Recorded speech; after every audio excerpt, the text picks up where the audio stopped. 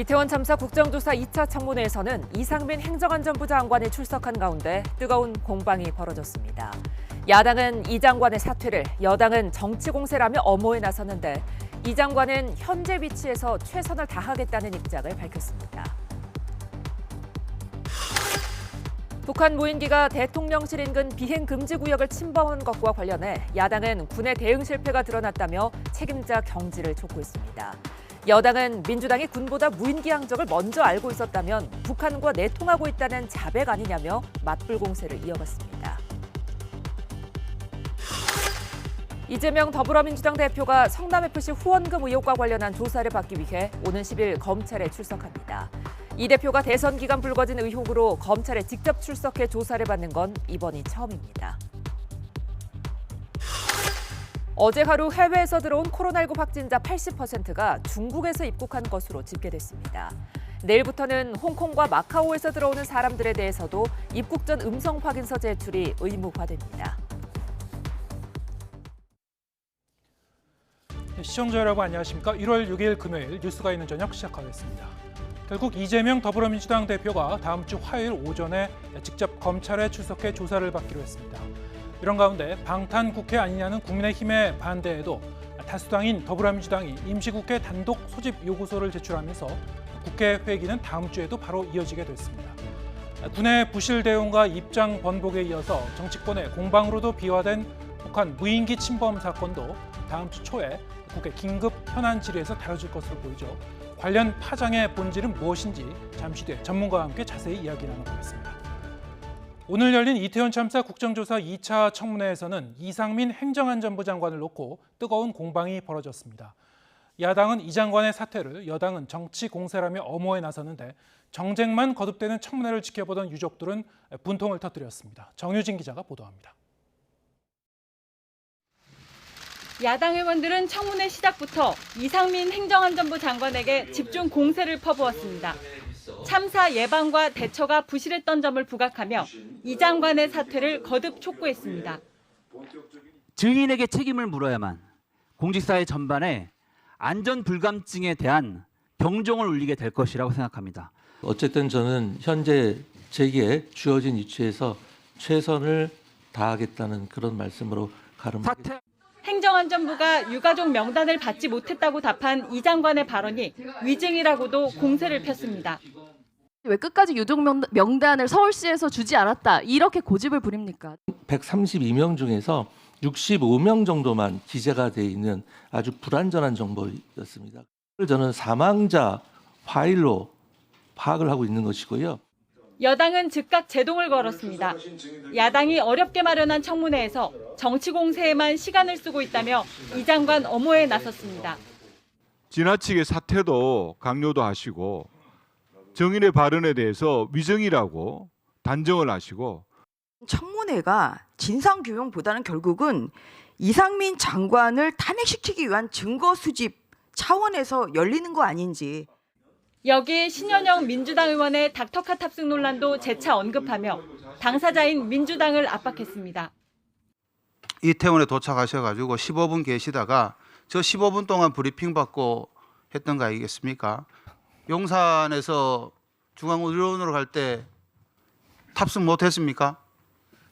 그 2시 때는 탑승을 못했습니다. 공방만 반복되는 허심 청문회가 이어지자 지켜보던 유족들은 분통을 감추지 못했습니다. 국민들이 몰라요 지금. 모른다니까요 지금. 물어볼까요? 최선을 다하시는 게 아니잖아요.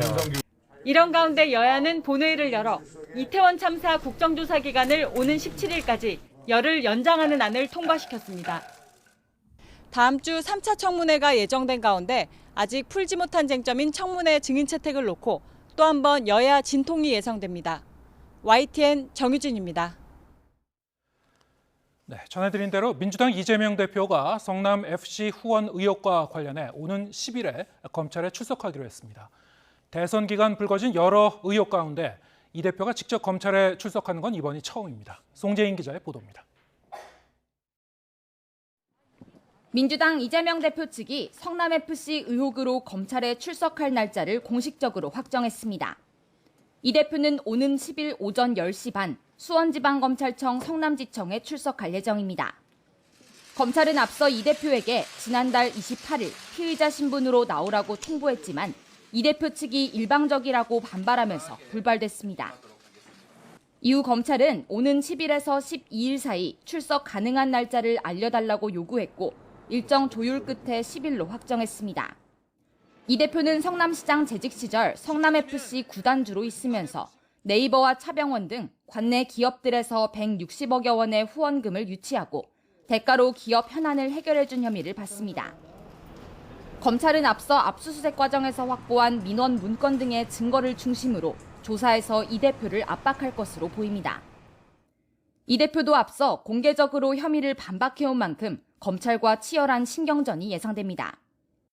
이제는 무혐의 결정 났던 FC 광고한 것 가지고 저를 소환하겠다고 합니다.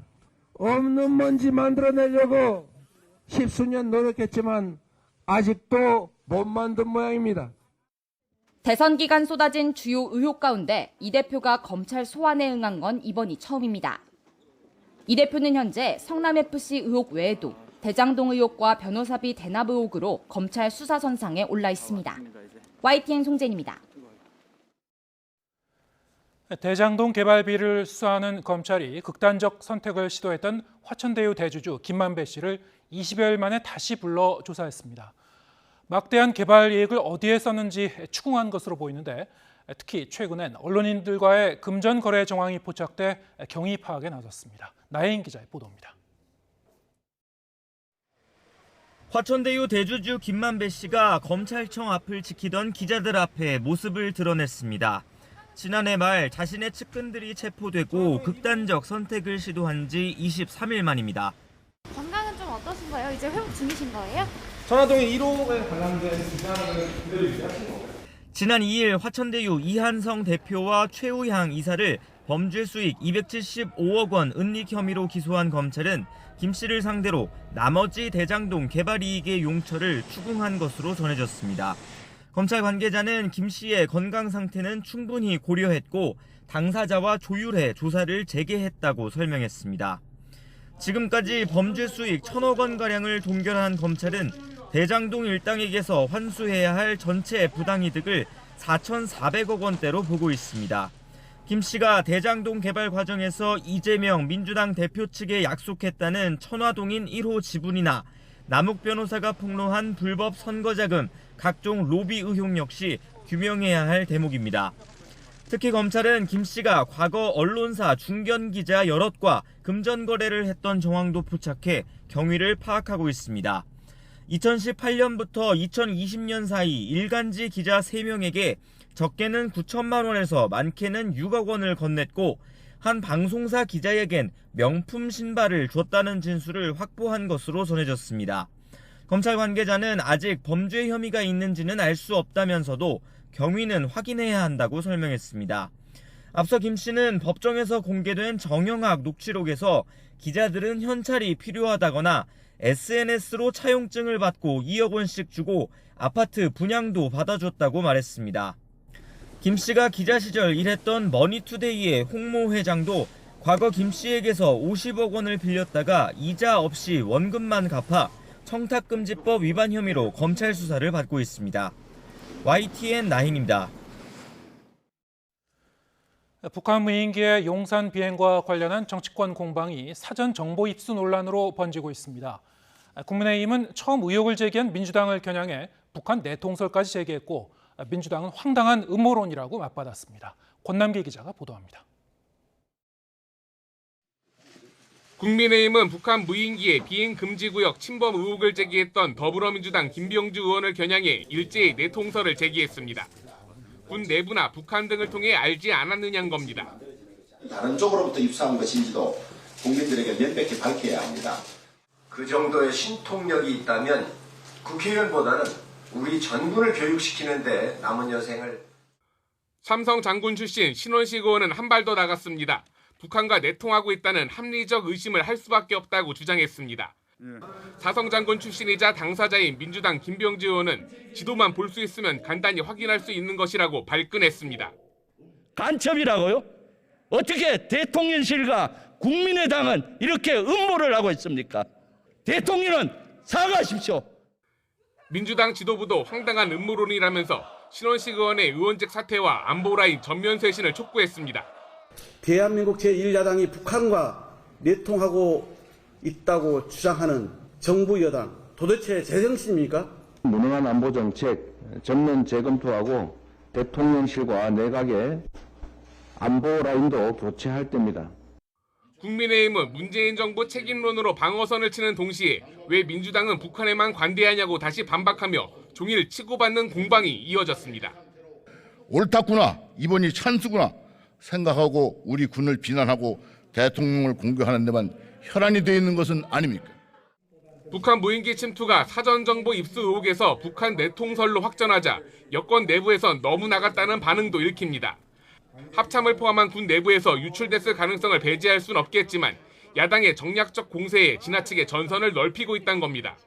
북한 무인기가 용산 대통령실을 촬영했을 가능성까지 제기되는 가운데 우리 군이 비행금지 침범을 언제 어떻게 알았냐를 두고도 정치권의 신경전은 한동안 계속될 거로 보입니다.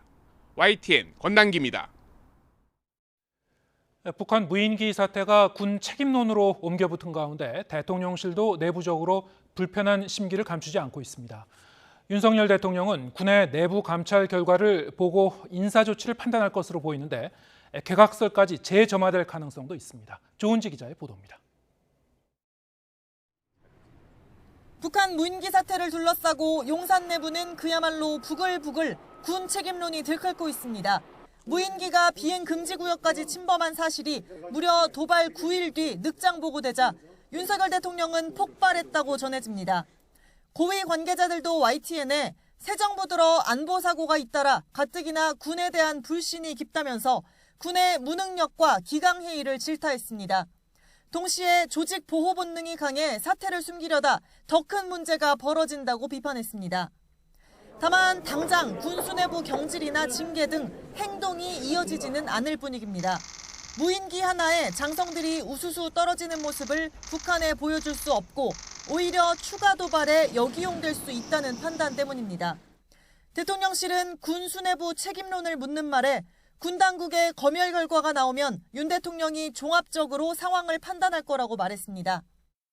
어떤 문제가 있었는지 꼼꼼하게 따져본 뒤 신상필벌하겠다는 얘긴데 이태원 참사가 났다고 단칼에 관련 라인을 경질하지 않는 윤 대통령 평소 인사 스타일 그대로입니다. 다만 가능성은 열려 있습니다. 윤 대통령은 새해 첫 국무회의에서 당분간 개각은 없다며 안심하고 열심히 일하라고 독려했지만 용산 안팎에선 이 기조에 군이 변수가 될 거라는 전망이 나오고 있습니다. YTN 조은지입니다.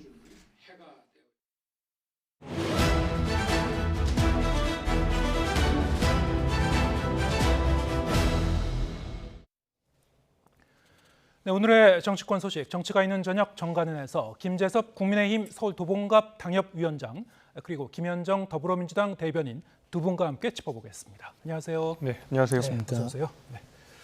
자, 이태원 참사 2차 청문회가 오늘 열렸고요. 그동안 국정조사 그리고 청문회 좀 맹탕 청문회 아니냐, 좀 성과가 너무 없는 거 아니냐, 뭐 그런 얘기도 지금 계속 나오고 있습니다만 오늘 청문회는 좀 그래도 내용이 있었는지 어떻게 보셨는지 하나하나 좀 여쭤보겠습니다. 일단 뭐 예상됐던 바입니다만 이상민 장관에 대한 이제 거취 문제가 다시 거론이 됐고 야당에서 이 장관에 대한 이제 사퇴 요구가 있었습니다. 본인은 뭐 현재 주어진 위치에서 최선을 다하겠다 이렇게 얘기를 했습니다만 어떻게 보셨습니까? 그 전까지 국정조사가 맹탕이라는 비판을 받았던 것은 네. 정말로 그 이태원 참사가 다시는 발생하지 않고 이태원 참사가 왜 일어나는지를 짚어봐야 되는 국정조사가 사실상 신현영 의원의 어떤 닥터카 논란으로 번진다든지 아니면 대검의 뭐 마약 수사와 관련돼서 국정조사의 초점이 바뀐다든지 사실은 굉장히 소모적인 정쟁으로 많이 국정조사가 이루어졌었거든요. 그러다 보니까 국민들께서 보시기에도 이 국정조사가 제대로 이어지는 게 맞냐 이런 비판이 나올 수밖에 없었다라고 생각이 됩니다.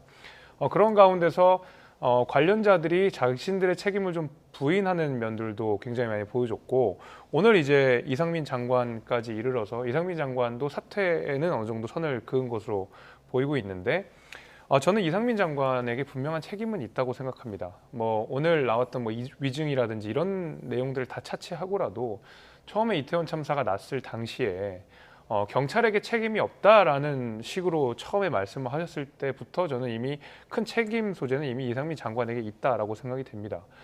그러나 이제 시간이 많이 흘렀고 지금부터 국정조사는 정말로 왜 이태원 참사가 일어났고 앞으로는 왜 이렇게 일어나면 안 되는지, 왜 이렇게 일어나서는 안 되는지를 밝혀야 되는데 방향성 자체가 책임자 처벌 내지는 사퇴로 너무 맞춰지는 것은 굉장히 우려스럽습니다.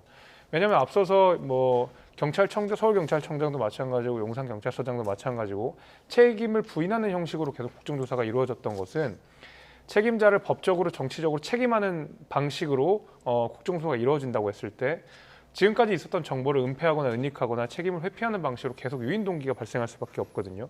그러다 보니까 오히려 재발 방지라고 하는 정말 중요한 국정조사의 목적 자체가 흐려질 수 있다라는 우려는 있습니다.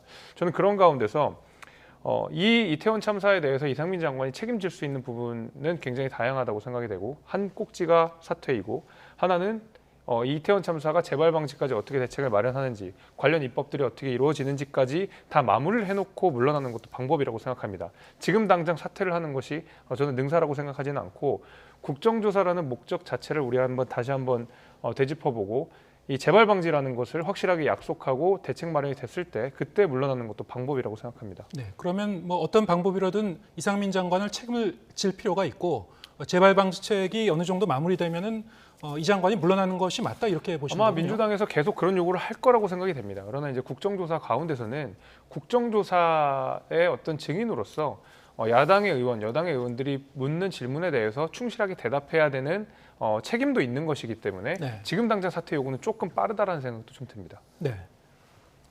그것이 이제 국민의힘의 어떤 그 공식적인 입장인지는 잘 모르겠습니다만 일단 제 생각 개인적인 생각입니다. 개인적인 네. 의견을 말씀해 주신 것 같고 일단 이상민 장관의 거취 문제 그리고 지금 뭐 정치적 도의적 책임을 말씀하신 것 같은데 책임은 분명히 있는데 어떻게 책임을 질 것인가 여기에 대해서 의견을 밝혀주셨는데 어떻게 보셨습니까? 오늘 청문회와 함께. 민주당의 입장은 계속해서 이제 해임 결의안까지 지금 가결된 상태잖아요. 예. 그래서 지금 저희가 봤을 때 이상민 장관이 말씀하시는 최선은 사퇴하는 것이다라고 저희는 생각을 합니다. 왜냐하면 지금 그동안에 유가족들의 절규와 국민의 분노가 상당히 이제 올라와 있는 그런 상황이었지 않습니까? 그런데 이 청문회 그 과정에서도 보면 처음부터 끝까지 계속해서 좀 무책임한 태도로 일관을 하고 있어요. 그래서 지난번에 뭐 그 12월 27일 날 했었던 기간 보고 때에도 그 12구 참사 후에 85분이나 늦은 시간에 현장에 도착했는데 그거에 대해서 질의를 하니까 이미 뭐 골든 타임이 지나진 시간이었고 제가 놀고 있었냐 이런 식으로 또 막 반문해서 또 유가족과 국민들의 분노를 더 올려놓은 그런 측면도 있는데요. 우리 그 헌법 제 34조와 재난안전법 4조에 보면요. 국민의 생명과 안전을 보호할 의무가 정부와 지자체에 있습니다. 근데 이상민 장관은 그 소방과 경찰, 그 지자체를 그 관할하는 주무부처 장관입니다. 그래서 12구 이태원 참사가 발생한 그 직후에 그러한 헌법과 재난안전법에 근거한 그 정치적 도의적 책임이 이미 발생했다고 보는 게 맞는 것이죠. 그래서 많은 국민들이 이상민 장관의 사퇴를 요구했고 또 우리 당도 그 파면을 요구하는 그런 상황이었는데요. 이상민 장관의 책임은 그 수사나 재판을 통해서 가려질 그럴 성격이 아니고요. 원래는 윤석열 대통령이 져야 될 책임을 그 재난안전 그 컨트롤 타워의 1차 책임자로서 대신 지는 그런 거죠. 그리고 그동안 우리나라에서 있어왔던 각종 이와 유사한 참사들에서는 단 한 차례도 빠짐없이 이런 정치적 도의적 책임들을 져왔다는 것도 분명히 저희가 상기할 필요가 있는 것이거든요. 그래서 저는 이것이 만약에 그 본인의 생각이라고 하면 임명권자인 윤석열 대통령에게 대단히 큰 부담을 주는 것이고 이것이 만약에 윤석열 대통령의 의중이라면 유가족과 국민의 그 가슴에 대못질을 하는 것이다 이렇게 말씀드릴 수 있습니다. 네, 오늘 청문회에서 뭐 여러 가지 질타가 있었고 몇 가지 이제 다시 쟁점이 불거지거나 아니면은 이제 문제 제기가 된 부분이 있었는데 주로 이제 이상민 행정안전부 장관과 관련된 내용이 많긴 했습니다. 아까 말씀하신 대로 이제 이 그동안 참사 당일에 이제 골든 타임을 놓쳤다, 부실 대응이었다. 여기에 대해서 본인이 이제 내가 이제 놀고 있었겠냐라는 이제 얘기를 했는데 그와 관련해서 이제 당시에 처음 인지하고 현장에 도착하기 전까지 이 장관이 85분간 직접 본인이 전화를 건 건 그 시간 동안에 한 통뿐이었다. 이런 그 문제 제기가 있었습니다. 어떻게 보셨습니까? 그러니까 뭐 전화 여부를 가지고 책임 소재를 전부 가리기는 어려울 것 같습니다. 그러니까 이 행정안전부 장관의 책임이라고 한다고 하면 앞서서 말씀하신 뭐 재난안전관리기본법도 들여다봤더니 행정안전부 장관은 기본적인 계획을 수립하고 여기에 대한 총체적인 컨트롤 타워로서 최종적인 책임을 지는 방식, 그러니까 도의적 책임, 정치적 책임을 지는 방식으로 설계가 되어 있고 구체적인 법적 책임은 결국 기초단체장에게 가 있게 이제 설계가 좀 되어 있더라고요. 여하튼간에 그런 의미에서 이상민 장관이 이태원 참사 전반에 관련돼서 도의적 책임을 져야 되는 것도 맞고 정치적 책임을 져야 되는 것도 맞다고 생각합니다. 근데 그러나 그것이 뭐 전화 횟수로서 어떤 정량적으로 따져질 부분은 그래서 저는 아니라고 생각이 되고요. 오히려 제가 조금 바라는 방향성은 어쨌든 이상민 장관은 여기에 대해서 국민들이 납득할 수 있을 만한 어떤 책임을 보여주긴 필요하다고 생각이 됩니다. 그것이 사회 후퇴일 수도 있고요. 아니면은 국정조사 끝난 이후에 충분한 대책 마련을 한 이후에 그다음에 또 사퇴하는 것도 방법일 수 있는데 여하튼 정말로 국정조사의 목적을 달성하기 위해서는 그리고 이태원 참사가 다시는 대한민국에 발생하지 않기 위해서는 이 모든 것들을 마무리해놓고 나서 그다음에 거치 결정을 하는 것이 훨씬 더 맞다 이런 생각은 변함이 없습니다. 네. 오늘 이제 여야 간의 공방이 벌어지면서 이 행정안전부가 서울시로부터 유가족 명단을 받았는지를 놓고 이제 진실 공방 같은 게 좀 있었죠. 이 장관이 여기에 대해서 이제 답변한 내용도 있었는데 명단을 이제 받긴 받았는데 이제 다 이제 완전한 명단은 아니었다 이런 취지였던 것 같습니다. 이게 사망자 명단과 이제 같이 섞인 그런 부분이었다. 어떻게 보셨습니까? 뭐 혼선이 있었던 것으로 보입니다. 뭐 이상민 장관이 국정조사에서 위증을 할 만큼 뭐 네. 법적으로 미비된 분도 아니고 잘 알고 있는 분이기 때문에 저는 이거 자체가 뭐 위증을 하기 위해서 했다라기보다는 그 안에서 어떤 혼란들이 좀 있었던 것 같고 여하튼 그런 의미에서 이제 총체적인 책임은 있겠죠. 이것을 보는 국민들 입장에서는 이 장관이 명단을 못 받을 수가 있나라는 의심을 충분히 가질 수 있거든요. 그래서 여기에 대해서는 좀 분명한 입장을 표시해 주는 것도 저는 방법이다 이렇게 생각합니다. 네. 민주당 입장은 어떻습니까? 일단 이거는 거짓말이라고 저희는 볼 수밖에 없는데요. 예. 뭐 서울시에서 분명하게 세 차례에 걸쳐서 유가족 그 명단을 줬다라고 지금 진술했기 때문에 네. 그와 관련해서는 지금 저희가 이중죄로 그거에 대해서 좀 뭐 조치를 취하게 되면 사실관계가 확인될 것이다 저는 보고요. 조금 전에 이제 그 전화 횟수를 잠깐 얘기하셨는데 저는 전화 횟수보다는 기사가 일산에 거주하고 있었는데 그 총각을 다투는 시간에 그렇게 주무부처 장관으로서 택시라도 타고 가야 될 상황에 일산에 있는 기사를 압구정에 있는 집까지 오라고 했던 그런 태도나 이런 것들은 정말 무책임하다라고 말씀드릴 수밖에 없고요. 사실 그동안 이상민 장관이 12구 참사가 일어난 그 시점부터 했던 그 발언들 몇 가지만 좀 보면 뭐 이게 우려할 정도로 많은 인파가 모인 것은 아니었다. 이런 발언도 있고요. 또 경찰과 소방 인력을 투입했어도 그 해결할 문제가 아니었다라든지 또는 유가족들이 서로의 연락처를 좀 공유해 달라고 해서 뭔가 추모 공간이라든지 공동 대처 같은 걸 하려고 했던 것들을 오히려 주무부처 장관으로서 방해했다라는 그런 그 정황들이 또 많이 나타나고 있고 이렇게 하고 있지 않습니까? 그래서 저는 이 이상민 장관 이 문제에 관련해서는 정부에서 그 유가족들과 이제 국민들이 우리 민주당에서 한 것이 아니죠. 그 유가족들과 국민들이 이상민 장관의 파면을 요구했습니다. 그거에 대해서 또 국회에서도 그렇게 파면하지 않았기 때문에 국민의 대의기관인 국회에서 해임 요구안까지 가결된 그런 그 상태인데도 불구하고 지금 청문회에서 임하는 태도를 보면 전혀 그 반성이나 그 뭐 이렇게 사과하는 그런 진정성 있는 태도를 보이지 않고 오히려 더 끝까지 최선을 다하겠다라고 이렇게 당당한 태도를 보이거든요. 그래서 이렇게 되면은 결국은 국회에서 결국은 파면을 요청한 거에 대해서 또 해임 건의안까지 가결된 상태에서 대통령이 이거에 대해서 응하지 않는 거에 대한 강제적인 조치들, 예를 들면 탄핵 소추 같은 것도 추가적으로 진행될 가능성이 높다. 저는 그렇게 예상해 봅니다. 네. 가능성이 높답니까? 아니면 지금 민주당은 그쪽으로 가겠다는 겁니까? 아직 확정은 되지 않지만 예.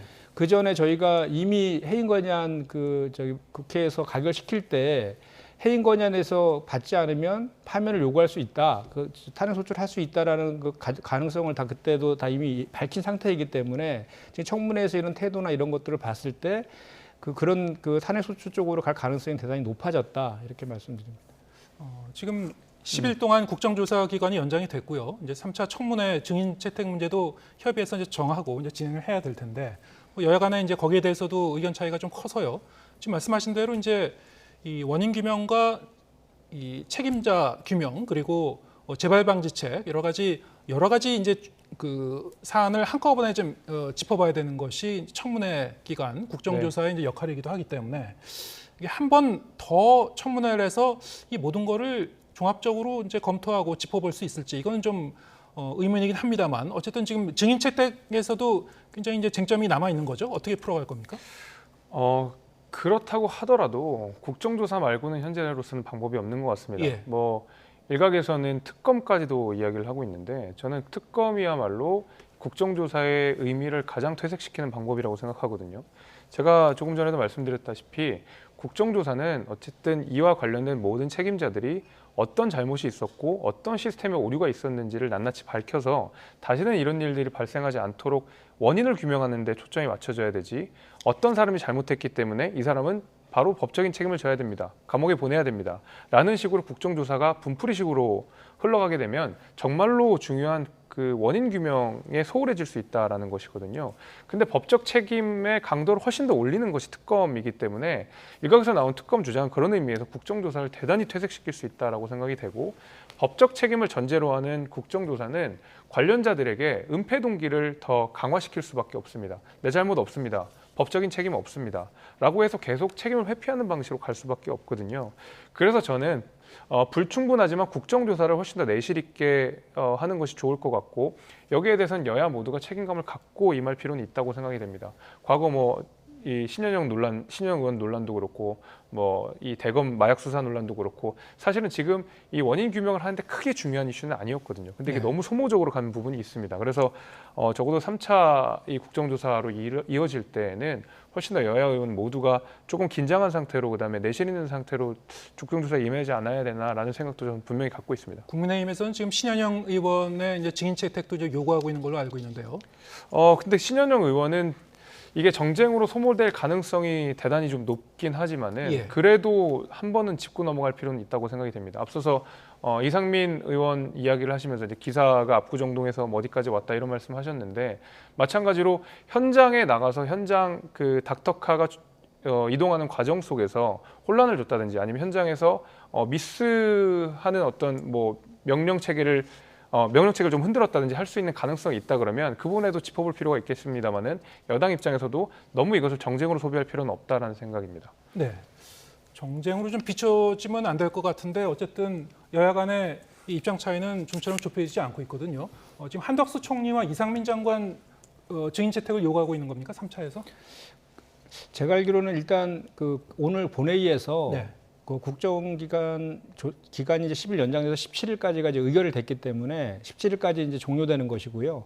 그 17일 동안 이제 3차 청문회 하고 또 이제 그 전문가 공청회 그 결과 보고서 채택까지 좀 촉박한 시간 맞습니다. 근데 과거에 세월호 때도 그랬고 항상 이제 이 특별법을 통해서 국정조사가 끝나면은 특별법을 통해서 그 독립적인 그 조사위원회를 구성해가지고 이 국정조사 기간에서 나왔던 뭐 문제점이나 원인이나 이런 것들을 가지고 보완해서 그 이제 진실 규명이라든지 또는 재발 방지를 위한 그 대책들이 어떤 것인지가 있는지를 보고서 형태로 또 이렇게 만들어서 이제 채택하게 되어 있거든요. 그런 절차들이 이어져야 된다고 생각하고요. 그다음 증인과 관련해서는 제가 알기로는 지금 이제 뭐 우리 민주당에서는 그 이상민 장관과 이제 총리 그리고 대통령실에 대한 3차에서 증인이 채택이 필요하다라는 요구를 좀 했었는데 그와 관련해서는 지금 야당이 반대로 그거는 이제 아마 안 될 것 같고요.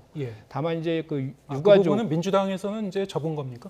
제가 이제 어차피 뭐 여야 간에 협상을 하는 거기 때문에 여당에서는 그거에 대해서 절대로 받을 수 없다는 그 입장이고 또 그 외에도 유가족과 생존자들에 대한 참고인 조사 이런 것들도 중요하거든요. 그리고 그 상인연합회라든지 상인들에 대한 증인 채택 이런 문제들이 같이 지금 논의되고 있습니다. 논의되고 있는데 그 원래 그 유가족과 생존자에 대한 참고인 조사는 여야 간에 거의 잠정합의가 어제 정도에 이루어졌었는데 어제 이제 유가족들이 국회에서 기자회견을 하면서 뭐 조수진 의원의 그 태도 같은 편이다 패다 뭐 이런 식의 그 태도들에 대해서 사퇴를 요구하는 그런 식의 내용들도 이제 유가족들의 기자회견 당겼거든요. 그 이후에 여당에서는 이제 유가족들이 그 청문회에 나오는 것들에 대한 부담을 대단히 가지고 있고 그래서 그게 지금 아직도 다시 그 합의가 안 되고 있는 그런 상황으로 제가 알고 있습니다. 예, 알겠습니다. 다음 주제로 좀 넘어가겠습니다. 이제 시간이 저희가 많이 남지 않았는데요. 이제 중요한 주제이기 때문에 꼭 다뤄야 될 것 같고요. 민주당 이재명 대표의 이제 검찰 출석 문제 다음 주 화요일로 지금 정해졌죠. 이제 민주당 대표가 나가는 거기 때문에 먼저 여쭤보겠습니다. 그럼 이재명 대표가 화요일 검찰에 출석하게 되면 공개 출석하게 되는 겁니까? 포토라인에 쓰는 건가요? 지금 정해졌습니까? 일단은 그 검찰에서 이제 저희 이제 이재명 대표 변호사랑 이제 조율을 했잖아요. 그래서 예. 검찰에서는 10일에서 12일 사이에 나왔으면 좋겠다는 의견을 제시한 거고, 그 중에서 가장 빠른 10일 날 오전에 출석하겠다고 이제 당당하게 이제 입장을 이제 밝힌 거죠. 네. 그래서 제가 봤을 때는 그날 이제 성남지청 같은 경우는 또 이게 지청 자체가 되게 작아서 문도 하나밖에 없는 거로 제가 알고 있는데, 그 출석할 때 이제 그 언론이라든지 또는 지지자라든지 국민들한테 들어가기 전에 조사로 들어가시기 전에 입장 발표하시지 않을까, 저는 당당하게 그렇게 생각합니다. 네. 정말 여러 가지 우여곡절 끝에 이 대표가 직접 이제 출석을 하게 되는데, 뭐 여러 가지 관련된 의혹 중에서는 뭐 직접 조사를 받는 건 이번이 처음이라고 하죠. 어떻게 이제 조사가 될 것 같습니까? 제 생각에는 이재명 대표의 공직선거법상 허위사실 공표는 예. 검찰의 소환에 응할 것이냐 말할 것이냐에 관해 가지고 의원총회를 열어서 가지 않겠다라고 결정을 하고 안 간 사례가 있습니다. 사실 그때도 저는 응당 갔어야 된다고 생각을 하는데 왜 그럼 성남FC는 가고 허위사실 공표는 가지 않았느냐, 이렇게 뭐 비교를 해서 제가 생각을 해본다 그러면 허위사실 공표는 법리적으로 좀 논해볼 필요가 있다고 생각이 됩니다. 그거는 아마 법리 다툼이 굉장히 심하게 앞으로도 재판 과정에서 일어날 거라고 보는데, 성남FC 같은 경우에는 검찰이 확보한 자료들이 굉장히 많다. 그리고 법리적으로도, 그다음에 이 자료만으로도 이재명 대표의 유죄 입증을 충분히 할 수 있다라는 자신감들이 있다라는 식으로 언론 보도가 좀 나오기 시작하는 것 같습니다. 관련자 증언도 마찬가지고요. 저는 그런 의미에서 이재명 대표가 성남FC 건과 관련돼서는 검찰의 어떤 소환을 그냥 마냥 응하지 않고 뭉개고 있을 수만 없다라는 정치적 판단이 아마 있었던 것이라고 생각합니다. 그것과 더불어서 임시회를 그래서 1월에 여느냐 마느냐를 가지고 민주당 내에서도 지금 다툼이 있는 것이고, 국민의힘 입장에서는 방탄국회 하려고 하는 것이 아니라 비판이 같이 따라오게 되는 것이고요. 저는 그런 의미에서 이번 소환에 응한 것은 정말로 이재명 대표가 성남FC과 관련돼서는 소명해야 될 것이 분명히 있을 것이다. 이런 어떤 법적 판단, 정책 판단이 사려 있다라고 생각이 됩니다. 네. 그 서면 지난번에 선거법 관련된 거는 서면 조사를 했죠. 서면 조사로 이제 조사를 받은 것이고요. 성남 FC 건 관련해서는 3년 전에 이미 경찰에서 그 무혐의로 불송치한 사건을 다시 재수사하는 그런 내용이지 않습니까? 그래서 광고비를 내고 광고를 한 그것과 또 두산 그 건설에 대해서 용도 변경을 하면서 그 기업을 유치한 것, 이 각각에 대해서는 죄가 없다라는 거는 확인된 거거든요. 근데 이 두 개를 교묘하게 엮어서 제3자 뇌물로 지금 엮은 거거든요. 그렇게 이런 논리라고 하면 전국에 있는 지자체의 장들은 전부 다 수사를 받아야 될 그런 상황에 처할 수밖에 없는 그런 내용이라는 말씀을 좀 드리고요.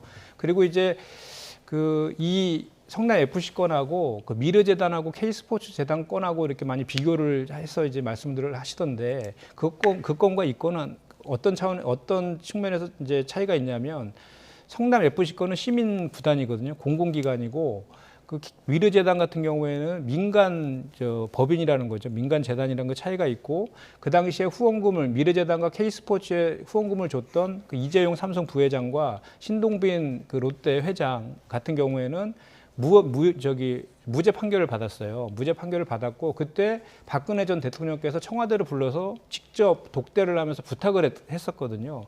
그런 사안이고, 그런데 그거에 비해서 이 성남FC 건 같은 경우는 이재명 대표가 뭐 성남 두산 그룹의 누구를 만나서 이렇게 뭐 부탁하거나 이런 정황이 전혀 없거든요. 오히려 그렇게 광고를 유치함으로 인해서 시민 구단인 그 시민의 세금을 절약해준 그런 측면이 오히려 더 강조되는 거고, 지자체장들이 기업을 그 지역에 유치하는 것은 모든 지자체장들이 하고 있는 것이고, 그 유치 과정에서 이런저런 특혜들을 주는 것도 또한 지금까지도 합법적으로 다 진행되어 왔던 그런 내용이거든요. 오히려 두산그룹의 4개의 계열사를 유치함으로 인해서 4,000명의 일자리가 생겨났고, 그로 인해서 세수도 중대됐고 지역 상권도 이제 더 활성화됐다. 이런 저 측면에서 장점들도 대단히 많이 이제 해자됐던 그런 내용들인데 이것이 정권이 바뀌면서 재수사하고 이렇게 이제 소환까지 이르는 그런 상황이다라는 말씀을 드립니다. 네. 그렇지가 않은 것이요. 사실은 과거에 이제 불송치 결정이 났었던 것에는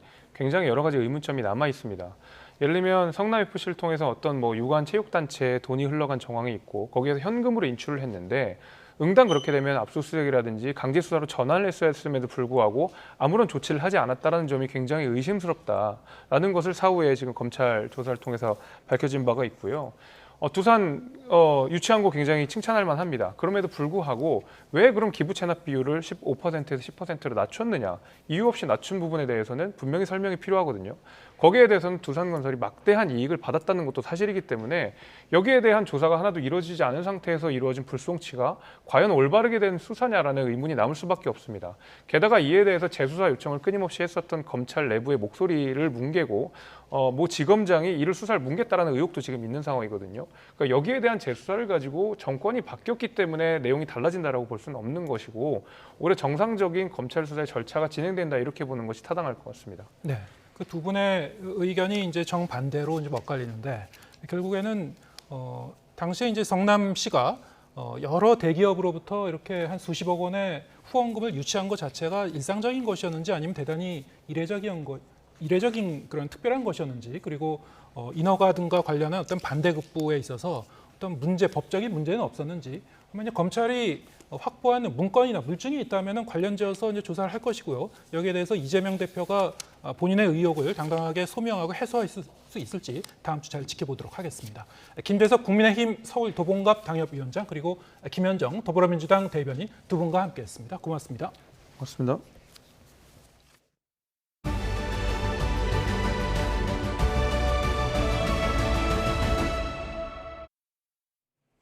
중국발 입국자에 대한 방역 조치가 강화된 이후 해외 유입 확진자 10명 중 8명은 중국에서 감염된 것으로 확인됐는데요.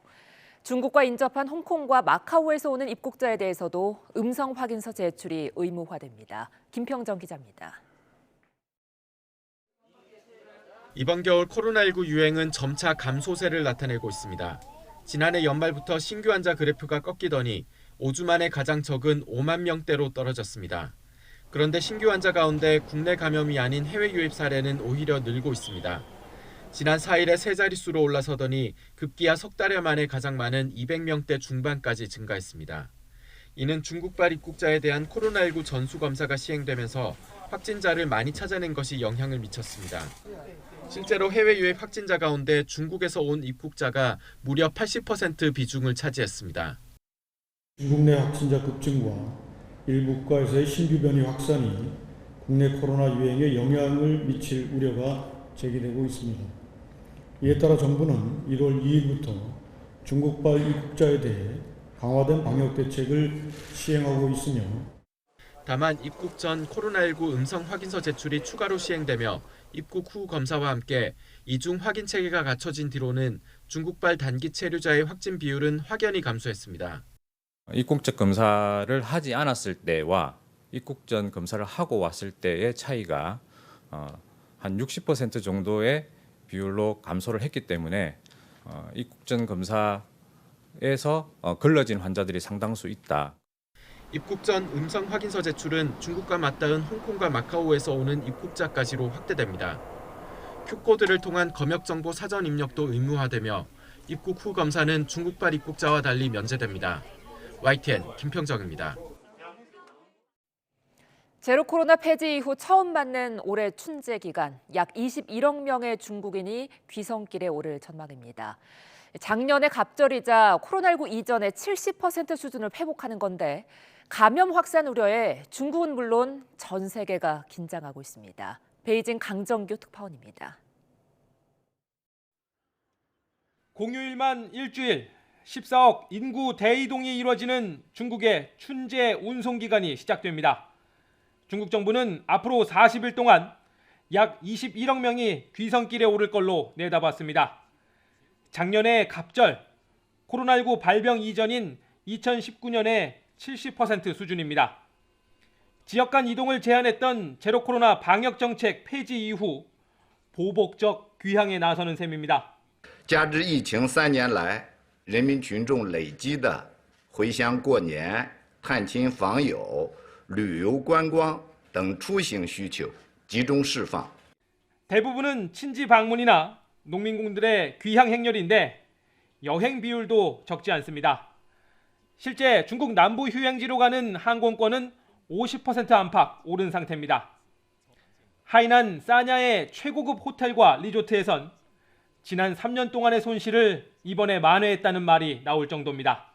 入住率呢已经超过了80%，将近90%左右，可以说已经提前进入了旅游的旺季。 문제는 감염 확산 위험입니다.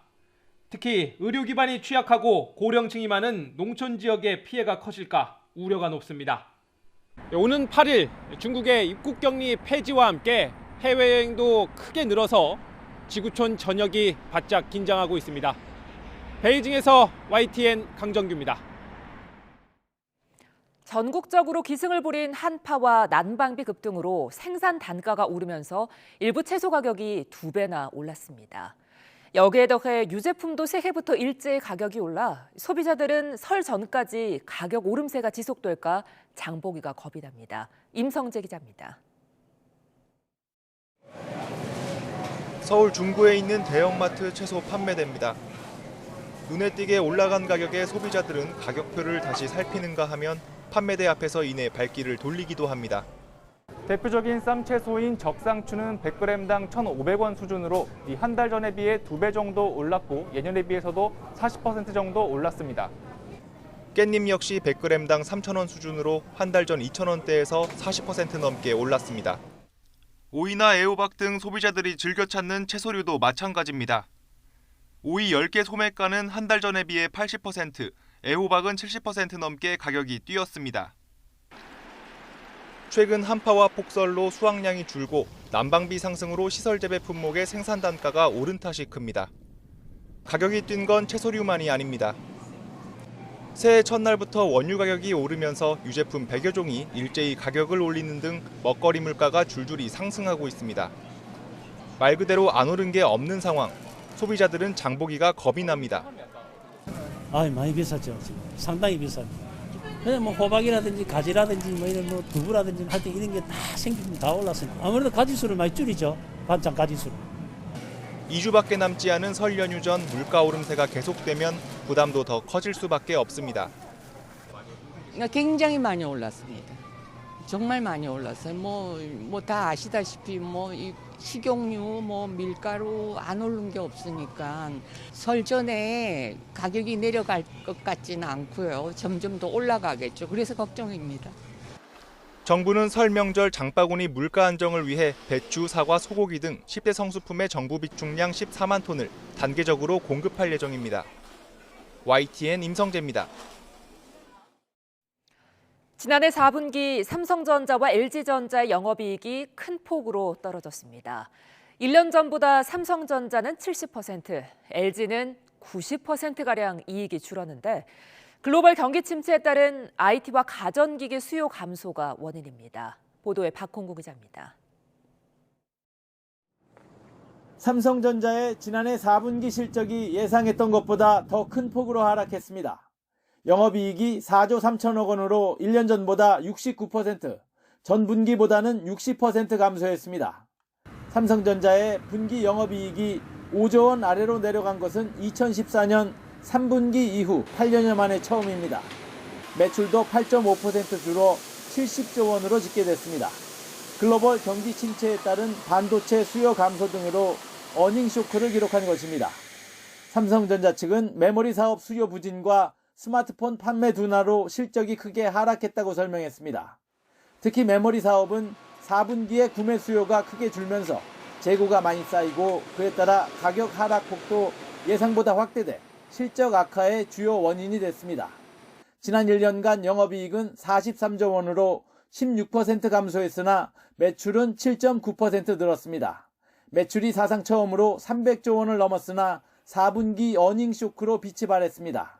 삼성전자의 영업 부진은 올해 1분기에도 개선이 힘들고 메모리 반도체 가격 하락은 상반기까지 이어질 것으로 전망됩니다. LG전자도 지난해 4분기 영업이익이 655억 원으로 집계돼 지난해보다 91.2%가 줄었습니다. 지난 1년간 영업이익도 12.6% 감소한 3조 5천억 원으로 집계됐습니다. YTN 박홍구입니다.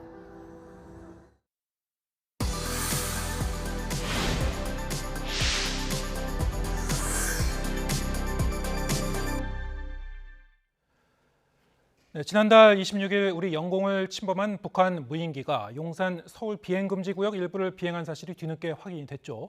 윤 대통령은 북한이 추가 도발 시 9.19 군사합의 효력 정지를 검토하라고 지시했는데요. 관련 내용 주한범 통일연구원 선임 연구위원과 함께 다시 한번 자세히 짚어보겠습니다. 어서 오세요. 예, 안녕하세요. 네, 참 이번에 당혹스러운 일이 일어났는데 열흘 만에 군 당국이 입장을 번복하는 바람에 애초에는 이제 비행금지구역, 대통령 집무실 일대 비행금지구역을 침범하지 않았다라고 하다가 침범했다로 이제 바뀌었습니다. 이게 사실은 군 통수권자 경호를 위한 이제 구역인데 이걸 확인하는 데 열흘이 걸렸단 말이죠. 어떻게 보셨습니까? 좀 아쉬운 점이 있죠. 왜냐하면 이제 레이더의 기술적인 특성을 보면 스텔스기도 레이더에 안 잡히지 않습니다. 잡혀요. 다만 작게 보이는 겁니다. 그러니까 레이더는 대부분의 비행물체, 대형 독수리도 잡죠. 못 잡는 게 아니라 잡는데 문제는 레이더에 포착이 된 게 대형 비행기면은 대형 기체면 금방 알아요. 이게 뭔지. 네. 그런데 저렇게 무인기처럼 작거나 스텔스기처럼 작은 것들은 이게 뭔지를 구분하는 게 굉장히 어려워요. 이게 셋대인지 무인기인지 스텔스기인지 아니면 모형 항공인지 이런 거 구분하기 굉장히 어렵거든요. 그러니까 레이더에 포착된 걸 분석하는 데는 고도의 정밀 기술이 소프트웨어가 더 중요합니다. 그러니까 하드웨어보다. 근데 가장 앞서는 게 이제 미국이에요. 미국은 포착을 하면 자동적인 그 소프트웨어 분석을 통해서 이 식별하는 게 아주 빨라요. 미국은 정확하고 신속하게 그렇죠. 분석할 수 있는 역량이 있군요. 그런데 이제 이번은 작고 거기다 이제 국지방공 레이더는 일반 레이더, 방공 레이더보다 성능이 탁월하다고 볼 수는 없거든요. 거기다 너무 작거든요. 그러면 분석하는데 상당히 많은 시간이 필요하거든요. 정밀한 분석을. 근데 처음에 이제 초기 분석을 통해서 군 입장을 딱 정해버리니까 나중에 정밀 분석으로 들어가면 그건 기록은 남으니까요. 그러니까 이제 나중에 그 항적이 유사성을 발견하고 이제 북한 무인기 항적이라고 나중에 정정을 하는 일이 벌어진 거죠.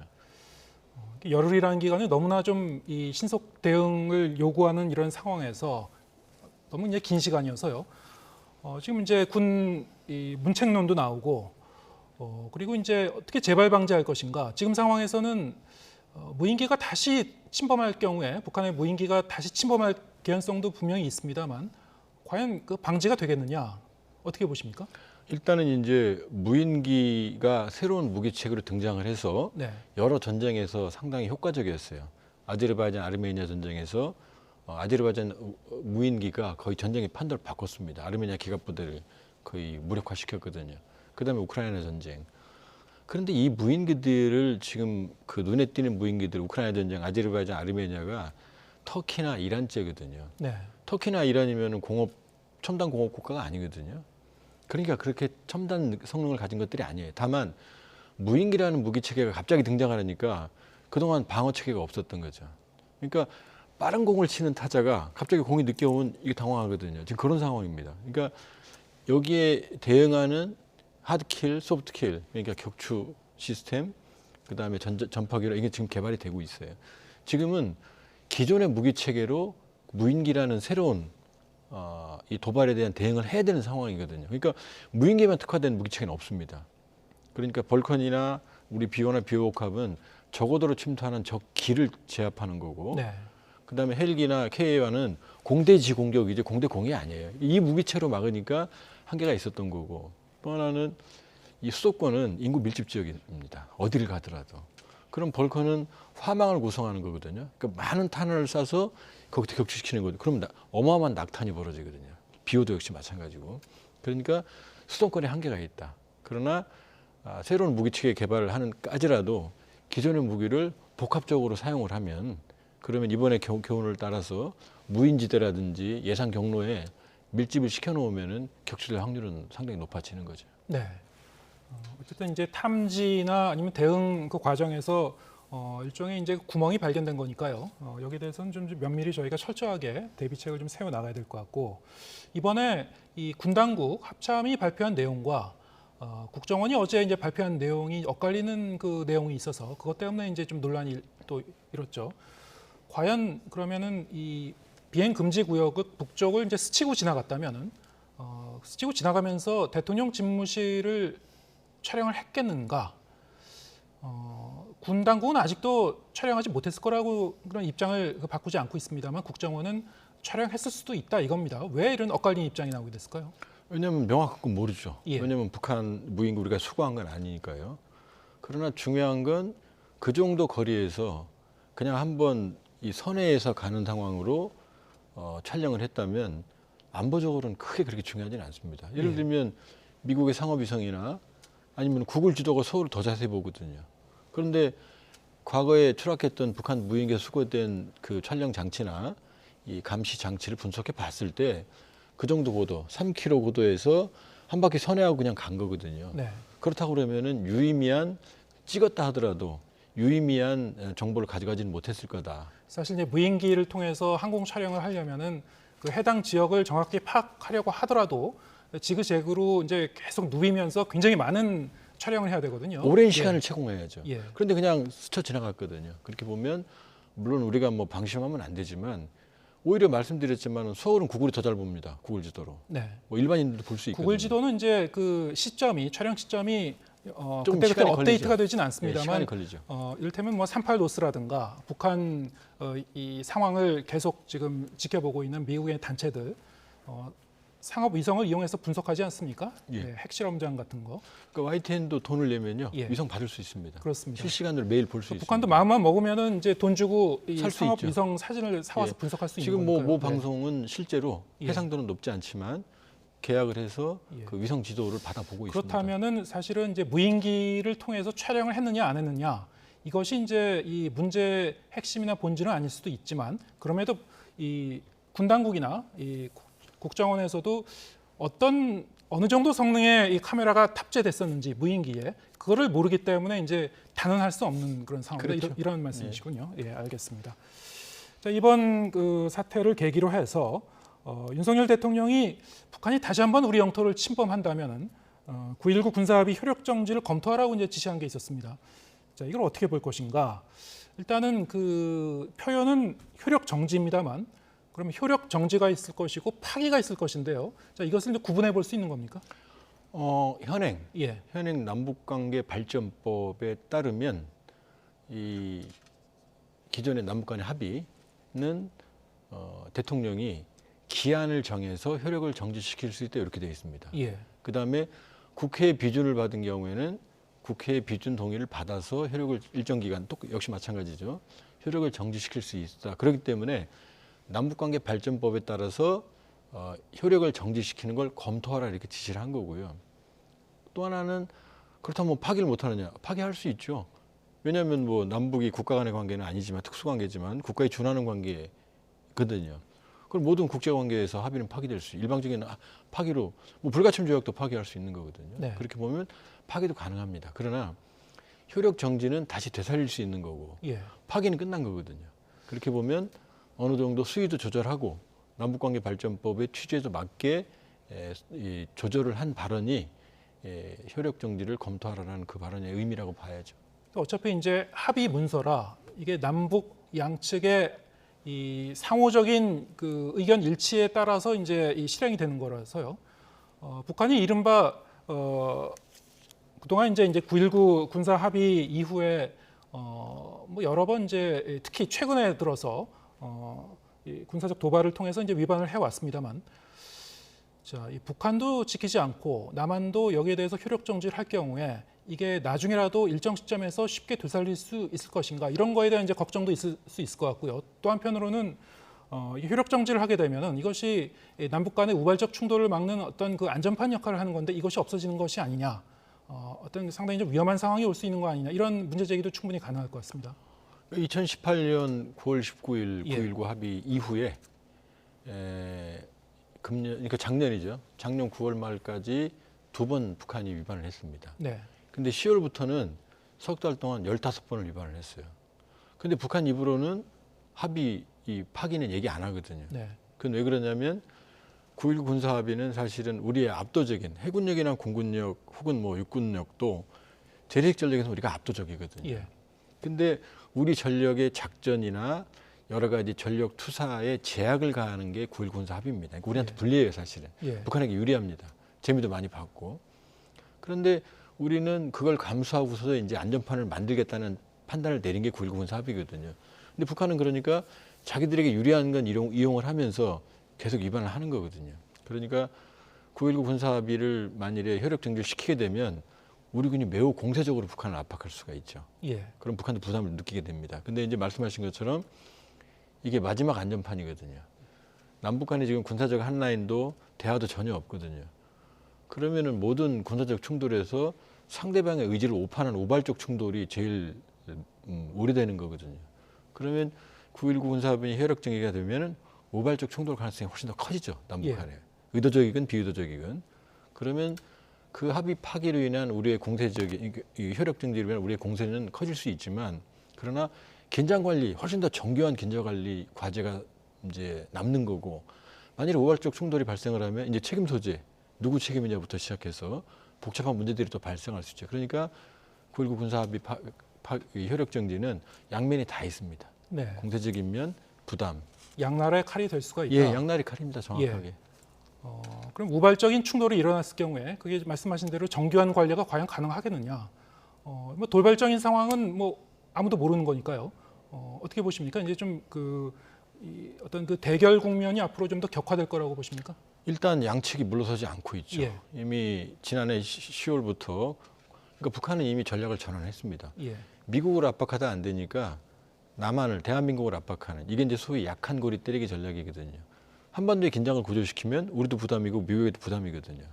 그러니까 이런 전략으로 전환한 게 작년 10월부터 9월 말 이후거든요. 그리고 지금 계속 도발의 수위를 높여가고 있어요. 그리고 전원회의에서도 김정은 위원장 본인이 더 강력한 대남 공세를 예고했거든요. 그럼 여기에 대해서 우리 정부도 강경한 대응까지 천명을 했거든요. 압도적인 전쟁 준비라는 얘기까지 최고지사 입에서 나왔으니까요. 그렇게 보면 양측 간의 긴장은 더 고조가 될 거다. 예. 고조가 되고 말씀드렸지만 그러면 우발적 충돌 가능성, 군사적 긴장 관리가 가장 큰 숙제가 되는데 이게 지금 상황에서는 효과적인 수단이 없거든요. 예. 그 부분을 여러 가지 면에서 원칙적으로 대응을 하되 그런 가능성에 대해서도 여러 가지 대비를 해야 되는 거고 정치력도 필요합니다. 사실은. 군사적인 이 대립만 가다 보면 양측 다 충돌을 원하지 않지만 예. 상대방의 의사를 오판하는 게 가장 무서운 거거든요. 정치력이라는 것은 이제 외교적 해법을 그렇죠. 말씀하십니까? 이 상황에서도 대화를 해야 되는 거고요. 예. 군사적 신뢰를 위한 채널을 열어야 되는 거죠. 여기에 더해서 지금 군 당국에서 이제 대북 확성기 관련 조항, 이건 군 당국이 아니고 통일부에서 이제 검토를 한다고 하죠. 9.19 군사 합의에는 이 관련 조항이 없는데 어쨌든 이제 어떤 법률 검토를 해서 앞으로 이제 제기할 것인가 추진을 할 것 같은데요. 어떻게 보십니까? 이게 이제 이것도 역시 이제 양날의 칼이 될 수 있을 것 같고요. 예. 이 확성기나 네. 전단 같은 심리전에 관계된 거는 일단 1990년 기본합의서 거기 상호 비방 중단이 들어 있습니다. 예. 그다음에 2004년 육사 합의 때는 그 내용이 들어 있어요. 전단 살포 확성기 방송 중단. 예. 그다음에 판문점 선언에도 들어 있습니다. 다 들어가 있군요. 다 들어 있어요. 예. 그다음에 9.19 공동선언에도 그게 들어 있습니다. 그러니까 9.19 공동선언을 만약 효력 정지시키면 남북관계 발전법에 의하면 지금 대북전단 금지법이 또 국내법 따로 있거든요. 예. 근데 대북전단 금지법은 이 단서 조항이 있어요. 남북 간의 합의가 효력 정지가 되면 그 처벌을 면한다라는 조항이 있거든요. 처벌 조항이 있는데 이제 거기다 면제 조항이 있다. 예. 그러니까 그 상황에서는 그 합의문이 뭔가는 특정하지 않았습니까? 그러니까 지금 말했던 이 대북전단 이런 게 다 들어 있어요. 근데 그걸 위반을 하면 예. 일정한 이 처벌을 받게 돼 있는데 예. 그런데 효력 정지 상황이 되면 그 처벌하지 아니한다 이런 조항이 있거든요. 9.19 군사 합의만 효력 정지가 되면은 처벌을 안 받는 겁니까? 대북전단을 날려도 조금 복잡하죠. 왜냐하면 예. 그 앞에도 판문점 선언도 그렇죠. 있고 다른 합의문이 또 예, 있으니까. 그다음에 이제 육사 합의도 있고 그러니까 그러나 이제 9.19 공동성명과 이 평양 선언은 국무회의 비준을 했거든요. 네. 그러니까 이게 실질적인 효력이 있다고 판단하고 있는 거죠. 그러니까 9.19 군사 분야 합의만 내용이 들어있는 확성기나 전단 이것만 효력 정지시켜도 우리가 재개할 수 있다. 이제 이런 판단을 하고 있는 거죠. 대북 확성기 같은 경우에는 북한이 가장 예민하게 반응하는 그런 조치 중에 하나여서요. 과거에도 우리가 이 확성기 방송을 재개했을 때 북한 쪽에서는 뭐 격파하겠다. 실제로 포사격을 한 적이 있었죠. 이렇게 되면 이제 그 북한의 이제 도발에 어떤 구실을 또 주는 게 아닌가 이렇게 볼 수도 있을 것 같은데 어떻게 보십니까? 그러니까 강대강이죠. 예. 강대강이고 실제로 그 심리전 방송은 상당히 효과가 커요. 예. 예를 들면 어떤 효과가 큽니까? 예를 들면 이런 겁니다.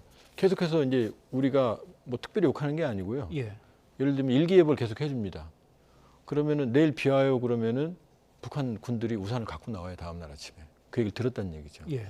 이게 확성기 방송은 북한 내륙 최대 밤에는 20km까지 들어가거든요. 그럼 그 내용들이 들어가면 북한군이 상당한 동요가 발생을 해요. 그러니까 남북 개성공단 연락통함도 폭파할 때도 대북 전단을 이유로 폭파했거든요. 그러니까 심리전을 재개하면 상당한 압박 효과는 있는데 예. 그러나 역시 긴장은 더 커지겠죠. 예, 알겠습니다. 뭐 양측면이 있는데요. 앞으로 이제 우리가 긴장 국면으로 강대강 국면으로 갈 경우에 어떻게 이것은 잘 면밀하게 관리해 갈 수 있을지 참 고민을 좀 많이 해야 될 것 같습니다. 조한범 통일연구원 선임 연구위원과 함께했습니다. 고맙습니다.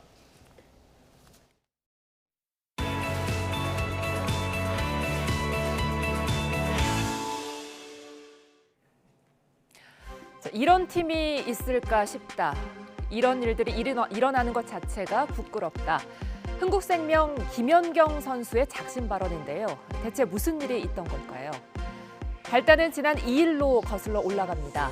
이명준 흥국생명 구단주는 구단이 가고자 하는 방향과 부합하지 않아서 부득이하게 권순찬 감독과 헤어지기로 했다고 발표했습니다. 팬들은 물론 배구계 전체가 이해가 안 된다는 반응이었는데요. 지난 시즌 6위였던 흥국생명이 올 시즌 2위로 껑충 뛰어 올랐기 때문입니다. 관중 동원도 1위를 달리는 상황으로 성공적인 시즌 중에 사령탑 교체는 쉽게 볼 수 없는 경우죠. 며칠이 지나면서 그 이유가 조금씩 드러나고 있는데요. 권 전 감독은 단장과 모기업인 태광그룹 수뇌부가 선수 운용에 간섭했지만 따르지 않자 해임 통보가 왔다고 밝혔습니다. 팀 내 최고참 김혜란 선수 역시 단장님의 선수 기용에 관한 개입에 마음이 상한 선수가 있었고 나 또한 그랬다며 권 전 감독의 주장에 힘을 실었습니다. 김연경 선수도 원하는 대로 했다가 몇 번 진 경우가 있었다고 말했는데요. 하지만 구단의 입장은 조금 다릅니다. 신용준 흥국생명 신임 단장은 전임 단장이 감독과 선수 배치 문제로 갈등을 빚어 구단주가 둘 다 경질한 것이라고 설명했는데요. 선수 기용을 압박하지 않았다는 해명이었지만 역으로 구단의 경기 운영에는 관여했다는 점을 시인한 셈이 됐습니다.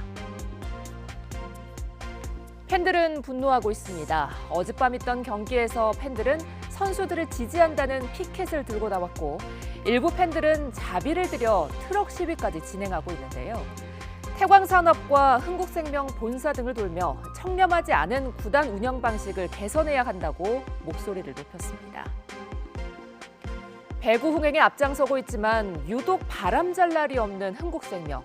새로 선임된 김기종 감독은 구단으로부터 전권을 부여받았다며 사퇴 수습에 나섰는데요. 팬과 선수들의 싸늘한 시선 속에 남은 시즌을 어떻게 돌파할지 주목됩니다.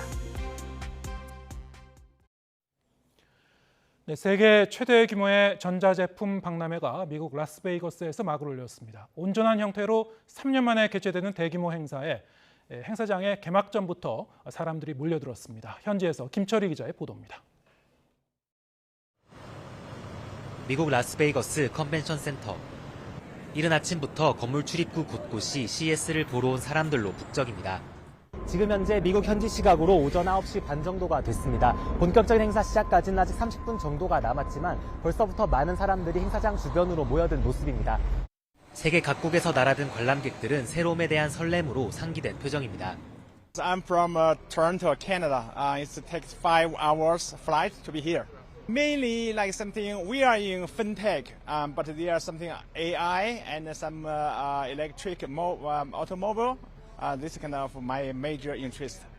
오전 10시 드디어 본격적인 박람회가 시작됐습니다. 개장과 동시에 한국 기업 전시관은 몰려든 관람객들로 문전성시를 이뤘습니다. But probably my favorite part of it was the wireless OLED. I'm so excited to have that in my own place. So hopefully it comes to home soon.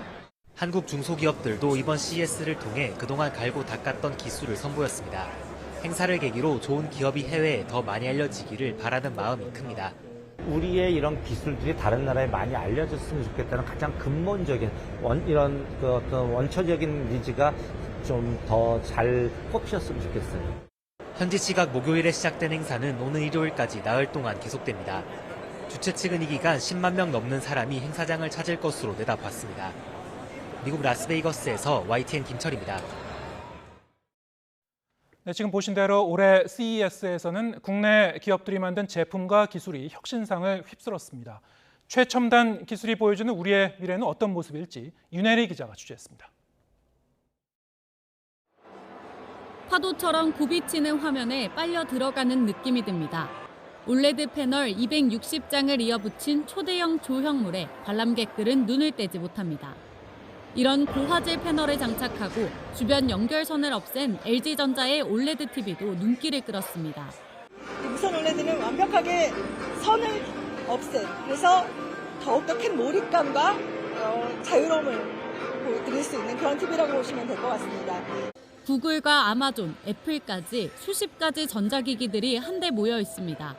삼성전자가 공개한 스마트 싱스 스테이션을 통해 하나로 연결될 수 있는 제품들입니다. 이 작은 기기 하나로 지방 곳곳에 있는 200여 개 가전제품을 쉽게 연동할 수 있습니다. SKT는 미래 교통수단으로 도심 항공교통을 제시했습니다. 전기를 동력 삼아 하늘 위를 날아다니고 인공지능이 하루 일정을 정리해서 알려주기도 합니다. 현대 HD는 무탄소 암모니아 선박과 같은 친환경 에너지 운반선을 공개했습니다. 인공지능을 기반으로 한 자율운항 선박과 차세대 선박 전기 추진 시스템은 CES 혁신상을 받기도 했습니다. I think it's the future. It's must. Like the fuel gonna end, so you need to find renewable energy to move and transport all this big industry. 이처럼 우리 기업이 보여준 최첨단 기술과 미래 청사진은 CES에서 혁신상을 휩쓸었습니다. 이 가운데 중소벤처기업 수상작이 100여 개로 기술 강국 저력을 다시 한번 확인했습니다. 미국 라스베이거스에서 YTN 윤혜리입니다.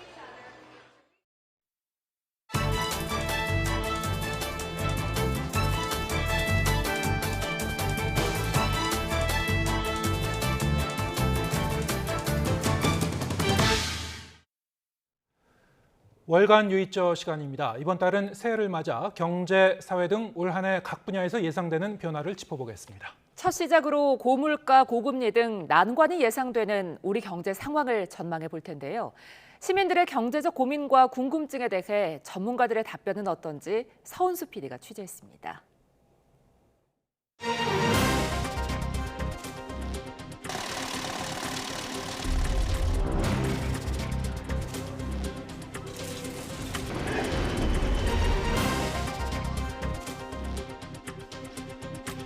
너무 막막한 경제 상황이다 보니까 엄청 올랐어. 올라도 그냥 오른 게 아니야. 투자하는 것도 좀 조심스럽죠.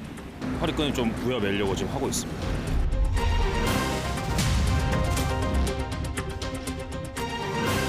(2023년) 경제는 한마디로 경기 침체다.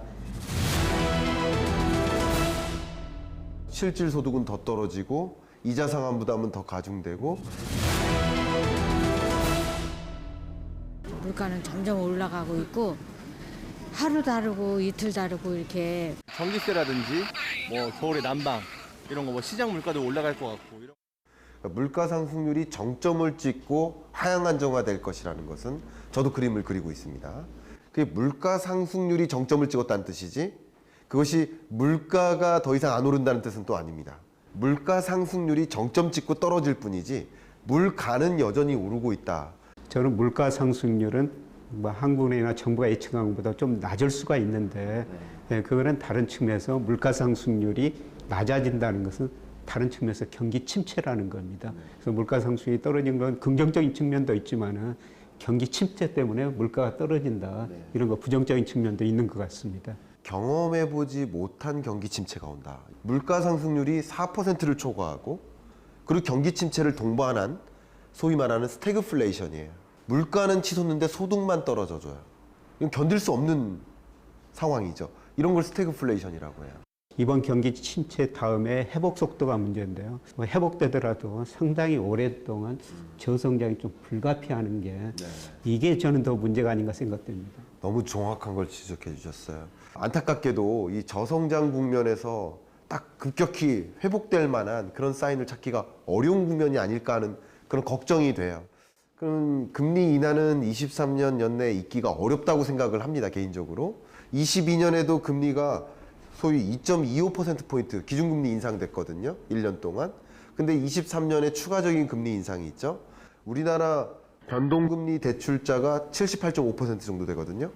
그러니까 정말 많은 비중의 가계가 더 많은 이자를 상환해야 되는 그 부담까지 감안을 해본다면 23년 경제 좀 녹록지 않겠다. 물가 때문에 금리도 내릴 수 없고 돈을 풀 수도 없고 혹시라도 금리 내리고 돈을 풀더라도 가계기업 부채가 높으니까 과거처럼 소비 투자가 많이 안 늘어날 거라는 거죠.